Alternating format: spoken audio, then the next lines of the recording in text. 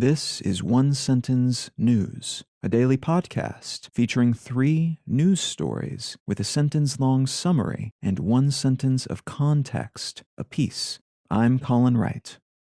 This is a sponsored message. I've been using Anchor as my podcast host for a while now, and it's been a pleasure to use. Anchor offers benefits that most other hosts do not. It's free to use, but it also has a collection of tools that allow you to create a podcast completely within the Anchor website or smartphone app. They distribute your show to Apple Podcasts, Spotify, and all the other distribution channels without any additional effort on your part, and you can make money from your podcast without any minimum audience size. So you can use it as a more traditional podcast host like I do, but it's also got everything you need to start a podcast from scratch. If you're keen to give it a shot, download the free Anchor app or go to anchor.fm to get started.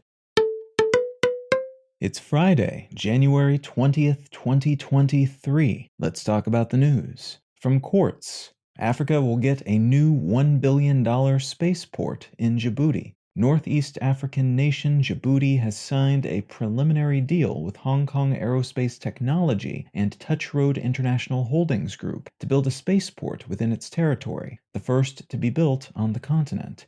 This deal includes the construction of a facility with an expected 7 satellite launch pads and 3 rocket testing pads, and will serve international customers alongside the nearly $20 billion African space and satellite industry, which has already seen the launch of 52 satellites for 14 national customers in recent years. The project, if it moves forward as planned, is expected to be completed within the next 5 years.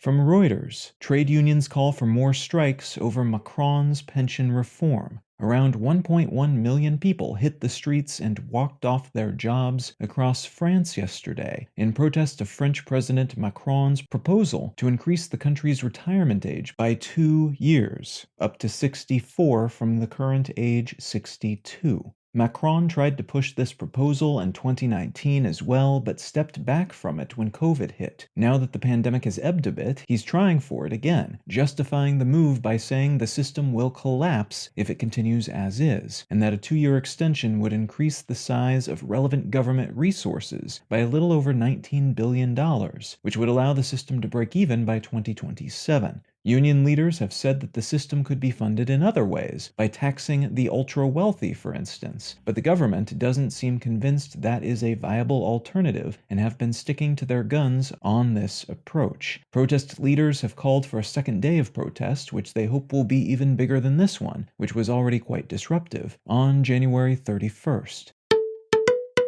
And from The Guardian, Jacinda Ardern resigns as Prime Minister of New Zealand. At her party's first caucus meeting of 2023, the Prime Minister of New Zealand, Jacinda Ardern, announced that she would be stepping down from her position no later than February 7th, citing exhaustion, more or less, as her reason. Explaining her decision, Ardern said, quote, "I know what this job takes, and I know that I no longer have enough in the tank to do it justice," end quote. She was the youngest ever female head of government at age 37 when she took office in 2017, and she became incredibly popular within her country and across a huge portion of the larger world when she successfully led New Zealand through the beginning of the pandemic. That popularity diminished significantly when the country's borders opened back up and COVID began to spread rapidly, though. There's no clear successor to the prime ministership from within Ardern's Labour Party.